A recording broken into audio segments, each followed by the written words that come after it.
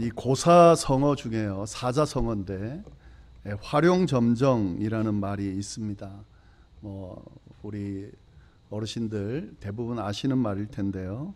한자죠. 그림 화자에 용용자, 점 찍을 점, 그리고 눈동자 정, 활용점정이라는 그런 말이 있는데 이 말이 생기게 된 일화가 있습니다. 그 내용을 먼저 좀 말씀을 드리겠습니다. 중국에 실존하는 아주 유명한 화가가 있습니다. 장승요라고 하는 그런 화가가 있습니다. 네, 이 사람은 그림을 그리면 자기가 그린 그림이 실제하고 거의 똑같이 그려서 그렇게 해서 유명한 그런 화가입니다. 꽃을 그린다 그러면 꽃하고 그림하고가 거의 똑같이 그린다는 거죠. 새나 동물을 그리면 마치 살아있는 것처럼 새나 동물을 그린다는 거죠. 이 사람이 언제 이 벽화를 그려달라는 제안을 받고 용 2마리를 그리는 그런 때가 있었다고 그럽니다. 그래서 이제 벽에다가 그림을 용을 2마리 그렸는데요. 당연히 열심히 그리고 원래 실력이 있기 때문에 정말 감탄할 정도의 그림이 그려진 거죠. 그래서 용이 마치 살아있는 것 같은 그런 그림을 이렇게 이 장승요라는 사람이 그렸다고 그럽니다. 그런데 다 완성이 됐다라고 이제 이야기를 하고 보니까 분명히 정말 잘 그리긴 했는데 이 용의 눈에 눈을 안 그려 놓은 거예요. 그래서 그러고는 끝났다라고 이야기를 하는 거예요. 그래서 사람들이 이걸 보면서 아마 까먹은 것 같다고, 그래서 이 장승요한테 눈을 그리지 않았다고, 완성된 게 아닌 게 아니냐고 그렇게 말을 했더니 이 장승요가 다 그린 게 맞다고, 일부러 눈을 안 그렸다고 그렇게 이야기를 하더라는 거죠. 그 왠지 물어보니까 이 눈을 그리게 되면요, 이 눈이 이 용에 있어서 영혼과 같기 때문에 만약에 눈을 그려 놓으면 이 용이 살아서 하늘로 승천할 거라는 거죠. 그렇게 이야기를 했다는 겁니다. 그 사람들이 말도 안 되는 소리죠. 그러니까 말도 안 된다라고 이야기하면서 눈을 한번 그려보라고 그렇게 이제 막 믿지 않고 이야기를 했다 그래요. 그래서 장승요가 눈을 용 2마리 중에 하나에다가 눈을 딱 그려 넣으니까, 점을 하나 찍은 거죠. 그려 놓으니까 진짜 번개가 막 치면서 그 용이 살아서 하늘로 승천했다라는 일화입니다. 그래서 이제 장승요가 그려놓은 용 1마리 그림만 남아 있다는 거죠. 1마리는 승천해서 없어졌다 하는 이야기죠. 진짜인지는 모르겠지만 이게 그만큼 살아있는 것처럼 잘 그린다라는 그런 이야기겠죠. 근데 이제 이 일화를 통해 가지고 생겨난 말이 바로 활용점정입니다. 그러니까 무슨 일을 하는 데 있어서 가장 중요한 부분을 완성함으로써 그것이 완성된 작품이 된다, 완성된 어떤 것이 된다 하는 말입니다. 그러니까 거꾸로 이야기하면 이런 말이죠. 아무리 뭔가를 화려하게 멋있게 그렇게 해놓더라도 그 가장 중요한 것을 하지 않으면 완전해지지 않는다, 완전하다는 의미가 아니다라는 그런 말로도 생각해 볼 수 있습니다.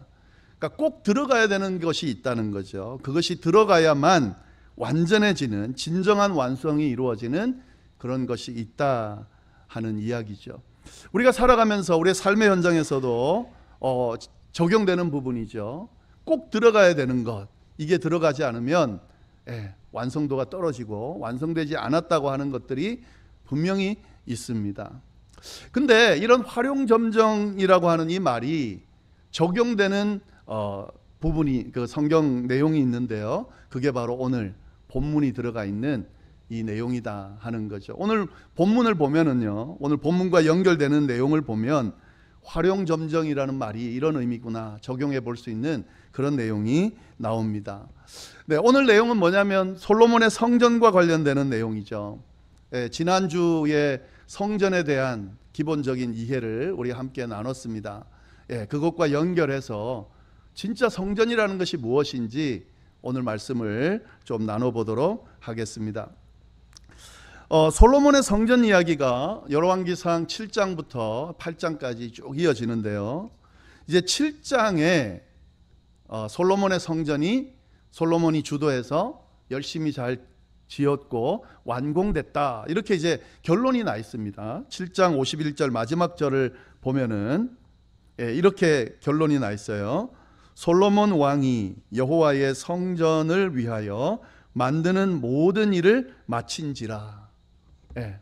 분명히 나와 있죠. 솔로몬이 여호와의 성전을 만드는 모든 일을 마쳤다. 그러니까 성전을 완공했다라는 의미죠. 그러면 이제 다 끝난 거잖아요. 지금 다 끝났다라는 표현입니다. 근데 이 성전이 완성되지 않았다라고 성경이 이야기를 하고 있다는 거죠. 왜냐하면 성전이 완공돼서 끝났다 하면 이 다음 내용은 어떻게 돼야 됩니까? 완공된 것으로 끝. 그리고 그 기능을 이제 발휘를 해야 되겠죠.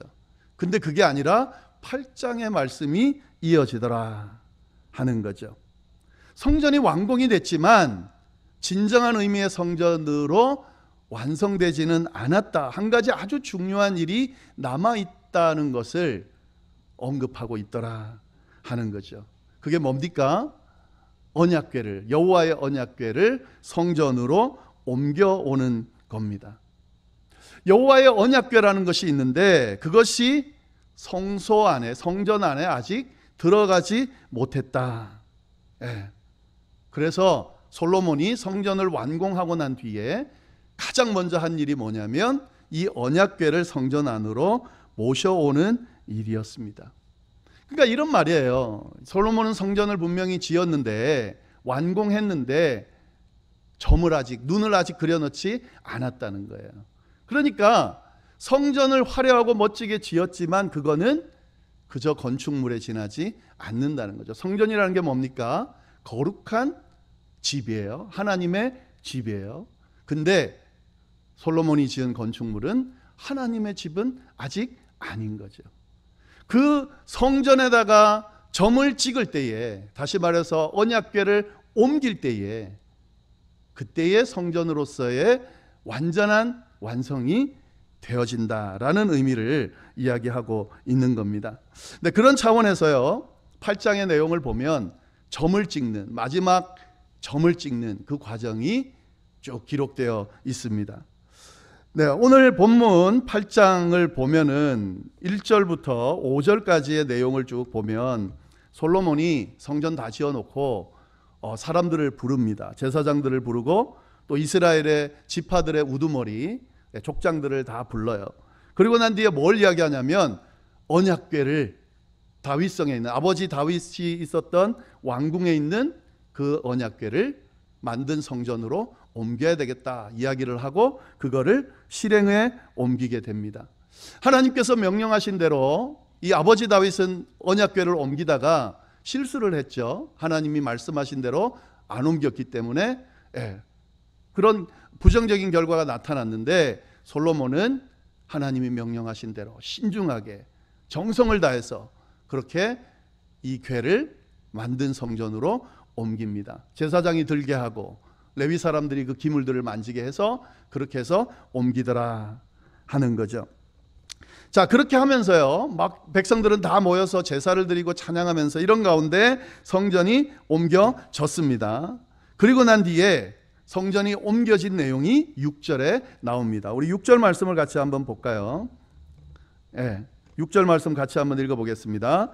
제사장들이 여호와의 언약궤를 그 처소로 메어 드렸으니 곧 성전의 내소인 지성소 그룹들의 날개 아래다. 언약궤를 만들어 놓은 성전 안에 있는 지성소라고 하는 어떤 지정된 곳에다가 놨다 하는 거죠. 자, 그렇게 지성소 안에다가, 성전 안에 있는 지성소 안에다가 언약궤를 딱 들여다 놓으니까 어떤 결과가 나타났습니까? 10절 말씀을 같이 한번 보겠습니다. 10절 말씀 우리 읽어보겠습니다. 시작. 제사장이 성소에서 나올 때에 구름이 여호와의 성전에 가득했다. 성전에다가 언약궤를 딱 놓고 제사장이 나오니까 바로 어떤 일이 일어나냐면 구름으로 성전이 가득 차게 됐더라 하는 거죠. 용의 눈을 그리니까 용이 살아서 승천하듯이 언약궤가 성전 안에 딱 모셔지니까 성전이 구름으로 가득했다 하는 거죠. 근데 구약 성경에 나오는 이 구름이 가득하다라는 건 뭘 의미하냐면 하나님의 영광이 가득하다라는 의미와 똑같습니다. 11절 말씀에 그걸 아예 이야기를 하고 있죠. 11절 말씀 같이 한번 읽어보겠습니다. 제사장이 그 구름으로 말미암아 능히 섬기지 못하였으니 이는 여호와의 영광이 여호와의 성전에 가득함이었더라. 구름이 가득하다는 건 뭐냐면 여호와의 영광이 가득하다 하는 거죠. 지성소에 성전 안에 언약궤가 놓이면서 그곳이 어떻게 됐다는 거예요? 하나님의 영광으로 가득 차게 됐다는 거죠. 하나님의 영광으로 가득 찼다는 건 무슨 말입니까? 하나님이 그 자리에 임재하셨다라는 말입니다. 하나님께서 이스라엘 백성들과 만나 주시겠다고 약속하신 그 자리에 임재하셨다. 다시 말해서 진정한 의미의 하나님의 성전이 되었다라는 거죠. 여러분이 표현을 보면은요, 앞에는 솔로몬이 지은 성전 그러다가 아까 11절 우리가 읽은 부분에 보면 어떻게 되어 있냐면요, 그 잘 보면 흥미롭습니다. 이는 여호와의 영광이 여호와의 성전에 가득하더라. 앞에서는 그냥 성전 그러다가 지금 여호와의 영광이 가득한 그곳을 뭐라고 부릅니까? 여호와의 성전에 가득하더라. 이렇게 바뀌었다는 거죠. 그전에는 그냥 건축물입니다. 솔로몬이 지은 건축물입니다. 물론 화려하게 멋있게 모든 재료를 들이고 모든 공을 들여서 보기에도 하나님이 거하실 법한 그런 건물을 지었습니다. 그러나 그것은 그저 건축물일 뿐이었습니다. 하나님이 임재하더라, 하나님의 영광이 가득하더라, 여호와의 성전이 되었더라, 이런 말을 표현하지 않습니다. 근데 언약궤가 그 안에 모셔지자마자 하나님의 영광으로 그 성전이 충만하게 되고 그곳이 바로 하나님의 성전이 되더라 하는 거죠. 우리는 여기서 한 가지 중요한 사실을 발견하게 됩니다. 성전이 뭔가? 여러분, 외형적인 건물, 이것이 성전이 아니라는 것을 분명히 하고 있습니다. 외형적인 건물도 중요하죠. 멋있고 화려하게 지은 솔로몬의 그 성전이 아주 중요합니다.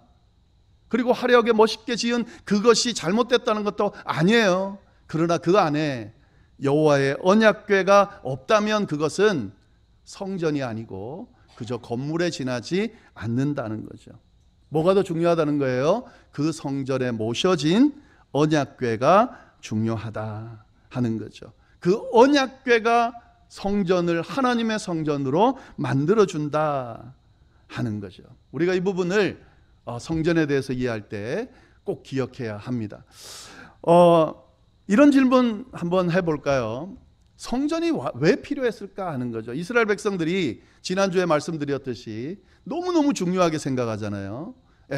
처음에 솔로몬의 성전이 지어졌다가 이 성전이 완전히 무너졌습니다. 그리고 그 위에 스룹바벨 성전이 또 세워졌습니다. 그리고 그 스룹바벨 성전을 헤롯이 더 멋있고 화려하게 지었습니다. 근데 그 성전이 로마에서 또 무너졌습니다. 근데 성전이 없으니까 이스라엘 백성들, 유대인들이 제3의 성전을 지으려고 애를 쓰고 있습니다. 그만큼 이 성전이 너무너무 중요한데 이 성전을 왜 자꾸 그들은 지으려고 하는 거냐는 거죠. 왜 이 성전이 필요하냐 하는 거죠. 여러분, 우리가 잘 알아야 될 것은 이 성전이 중요한데 그 성전이 중요한 이유를 알아야 된다는 거죠. 왜 필요하냐는 거죠. 성전이 왜 필요하냐면요, 언약궤를 모시기 위해서 필요한 겁니다. 사실은 이 성전의 모델이 되는 성막이 성전의 모델이죠. 성막을 이제 정착하면서 성전으로 지금 바꿔서 짓게 되는 건데, 하나님께서 이 성막을 지으라고 아예 지시를 하셨어요. 명령을 하셨어요. 근데 왜 이 성막을 지으라고 이스라엘 백성들에게 지시하셨을까? 성막을 짓는 이유가 뭘까요? 하나님의 언약궤를 모실 공간이 필요해서 성막을 지으라고 명령하신 겁니다. 하나님께서는 어디에나 계시는 하나님이시지만 우리 인간이 감히 만날 수 있는 분이 아닙니다. 근데 하나님이 만나 주시겠다고 약속하시면서 한 장소를 지정해 주셨습니다.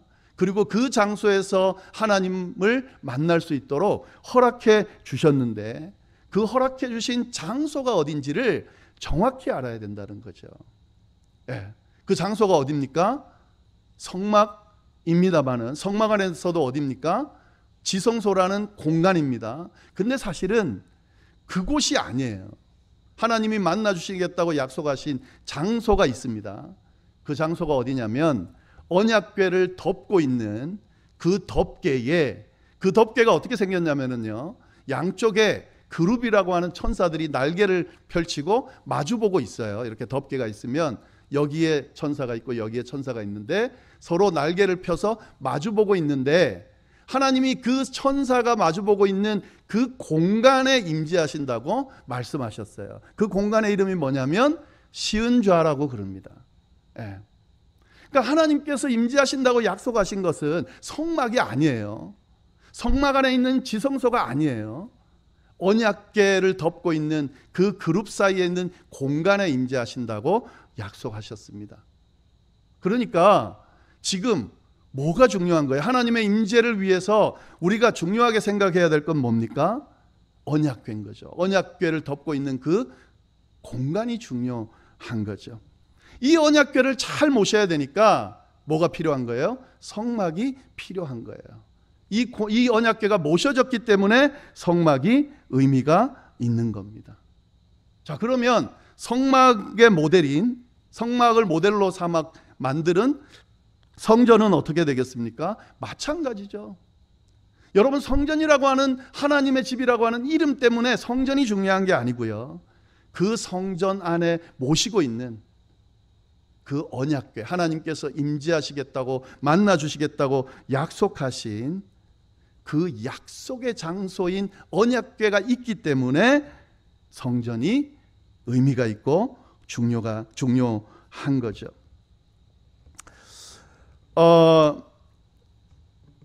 우리가 이걸 적용해 가지고요, 이제 교회 생활을 하거나 뭐 신앙 생활을 하거나 할 때에 우리가 자칫 계속 신앙 생활을 어떤 형식적인 걸 하다 보면 그 형식이 중요한 것처럼 착각할 때가 많이 있어요. 뭐 교회 건물이랄지, 예배 드리는 그 순간이랄지, 아니면 어떤 행위랄지, 뭐 교회를 섬기는, 신앙생활하는 어떤 행위, 기도하는 순간이나 뭐 이런 것들을 우리가 하다 보면 자칫 그것 자체가 마치 의미가 있는 것처럼 그렇게 착각할 때가 있습니다. 근데 여러분, 그 형식적인 것들은 사실 그 자체로는 아무 의미가 없는 거예요. 교회의 건물 아무 의미 없는 거예요. 사실 이 건물 자체만 놓고 보면은요, 그냥 다른 사무실과 다를 바가 없는 겁니다. 근데 우리는 왜 이 공간을 의미를 둘까요? 하나님의 교회로 우리가 생각하고 이곳에 모여서 예배드리면서 하나님을 찾고 하나님을 만나려고 할까요? 이 공간 안에 부여된 의미 때문에 그렇습니다. 하나님께서 이곳을 교회라고 명하시고 이곳에 임재하셔서 하나님의 백성들과 만나 주시기 때문에 의미가 있는 거죠. 성전이 갖고 있는 의미는 바로 이런 겁니다. 하나님의 언약궤, 하나님의 약속의 언약궤를 모셨기 때문에, 모시고 있기 때문에 중요하다 하는 거죠.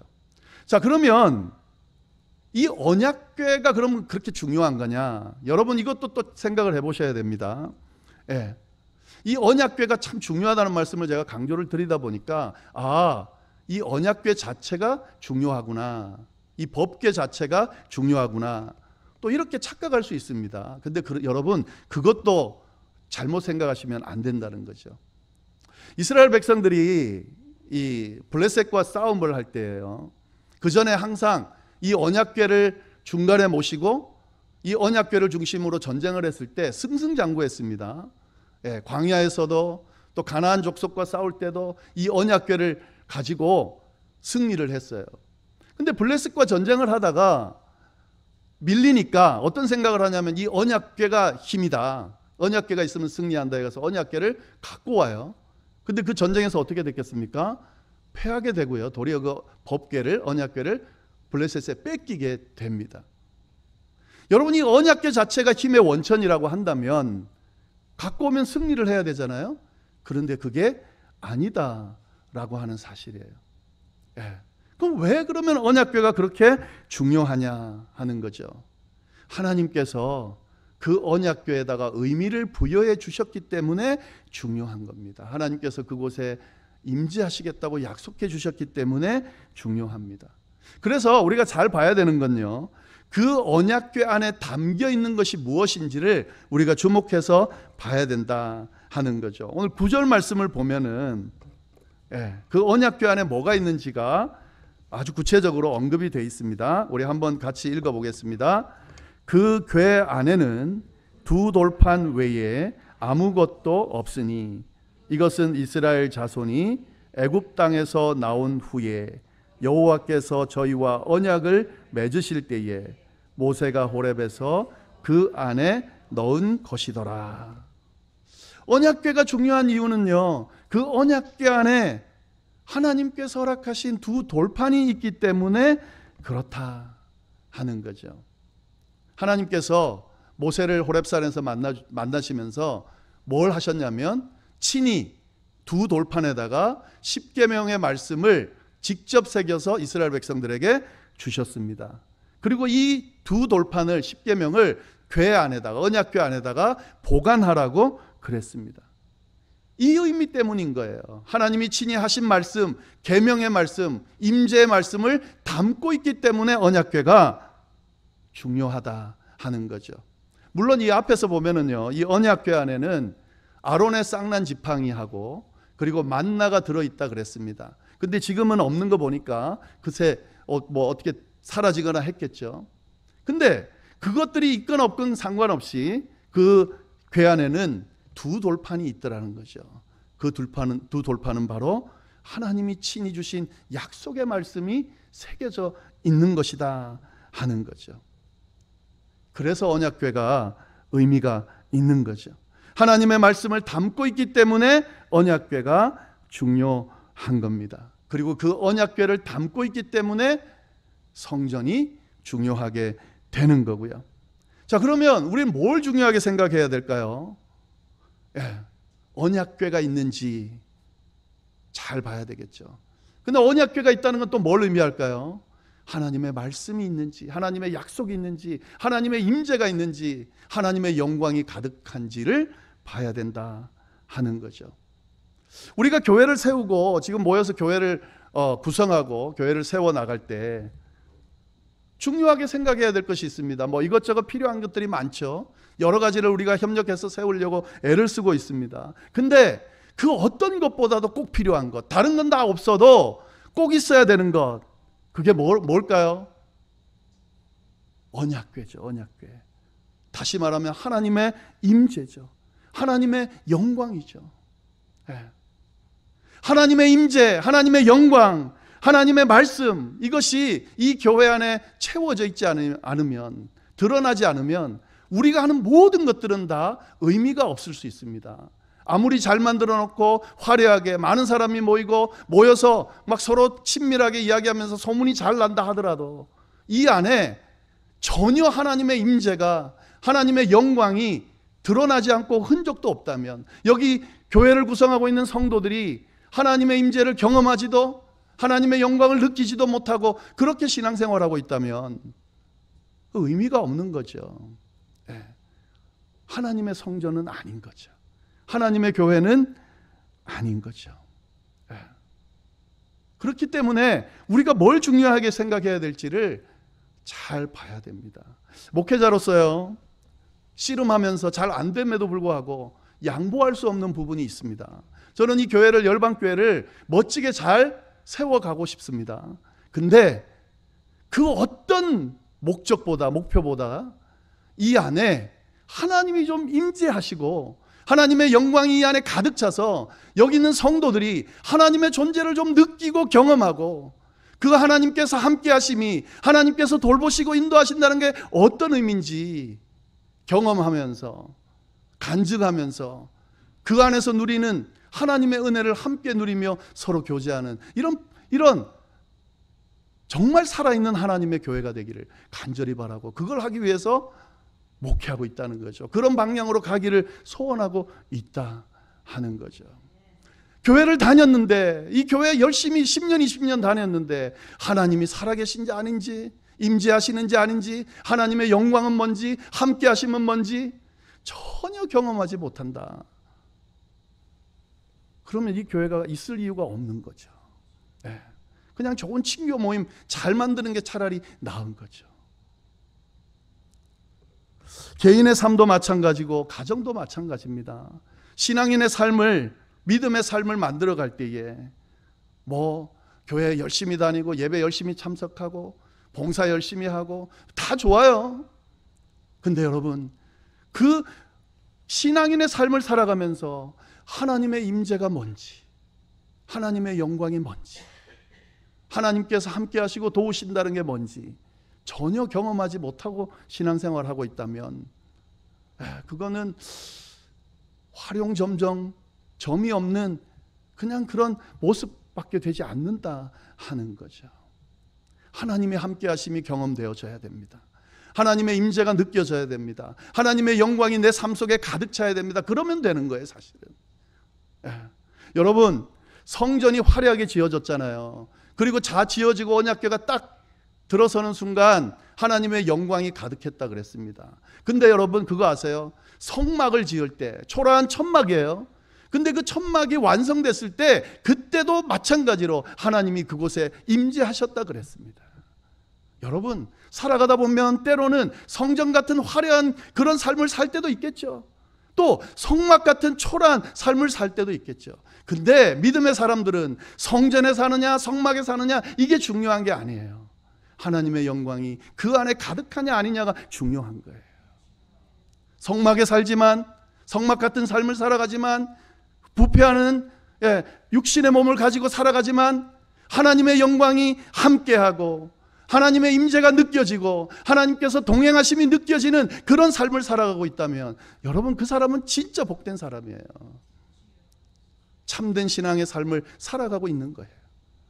그러나 겉으로 보기에는 화려해 보이고 뭔가 대단해 보이고 뭔가 이룬 것처럼 보이지만 기독교인이라고 하면서 전혀 하나님의 임재를 경험하지 못하고 하나님의 영광이 느껴지지 않는, 하나님과 동행하지 않는 삶을 살아가고 있다면 그거는 참된 기독교인의 삶은 아닌 거죠. 참된 기독교인의 가정은 아닌 거죠. 참된 기독교인의 교회는 아닌 거죠. 하나님의 영광이 가득 찬 그런 성전을 이 열방교회를 통해 세워가기를 간절히 원합니다. 하나님의 영광, 하나님의 임재가 가득한 여러분의 가정, 여러분의 삶이 될 수 있기를 간절히 바랍니다. 그래서 어떤 상황 가운데서도 주님의 함께 하심 때문에 복되고 기쁘고 즐겁고 희망차게 그렇게 살아갈 수 있게 되기를, 그래서 그 주님으로 인해 결국에는 승리한 삶을 고백할 수 있게 되기를 간절히 바랍니다. 기도하겠습니다. 하나님 아버지, 참으로 감사합니다. 귀한 말씀 통해서 또 어떻게 우리의 삶을 믿음 안에서 세워가야 될지, 또 하나님의 귀한 교회를 세워가야 될지 또 방향을 알려주셔서 감사를 드립니다. 하나님, 저희 교회가, 저희 가정이, 저희 개인들의 삶이 하나님의 임재로 충만한, 하나님의 영광으로 충만한 그런 삶이 될 수 있도록 인도하여 주옵소서. 그러기 위해서 하나님의 약속의 말씀이 담긴 언약궤를 그 자리에 소중히 두고 그 언약궤를 중심으로, 하나님의 말씀을 중심으로 살아가는 우리의 삶이 될 수 있도록 주여 역사하여 주옵소서. 함께 주시리라 믿고 우리를 구원하신 예수님의 이름으로 기도드립니다. 아멘.